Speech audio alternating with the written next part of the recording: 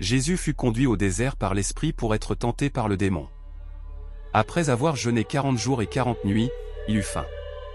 Le tentateur s'approcha et lui dit, « Si tu es le Fils de Dieu, ordonne que ces pierres deviennent des pains. » Mais Jésus répondit, « Ce n'est pas seulement de pain que l'homme doit vivre, mais de toute parole qui sort de la bouche de Dieu. » Alors le démon l'emmène à la ville sainte, à Jérusalem, le place au sommet du temple et lui dit, « Si tu es le Fils de Dieu, jette-toi en bas, car il est écrit, il donnera pour toi des ordres à ses anges, et ils te porteront sur leurs mains, de peur que ton pied ne heurte une pierre. » Jésus lui déclara, « Il est encore écrit, tu ne mettras pas à l'épreuve le Seigneur ton Dieu. » Le démon l'emmène encore sur une très haute montagne et lui fait voir tous les royaumes du monde avec leur gloire. Il lui dit, « Tout cela, je te le donnerai, si tu te prosternes pour m'adorer. » Alors Jésus lui dit, « Arrière, Satan.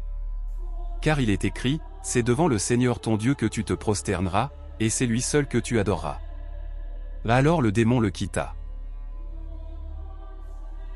En ce premier dimanche de Carême, la liturgie nous instruit de l'exemple du divin Maître se retirant dans la solitude et y jeûnant durant 40 jours et 40 nuits, avant d'entreprendre son ministère public, l'Évangile. Quelle leçon pour nous? Sachons, nous aussi, de temps à autre nous réserver dans notre vie des moments de recueillement, de silence et de prière. S'il en est ainsi, la tentation pourra venir nous accabler, nous saurons comme le Christ et avec lui, résister victorieusement aux assauts du démon. Aimons à invoquer le Seigneur et à recourir à lui, il nous exaucera et nous glorifiera, et en nous, la grâce ne demeurera pas sans fruit.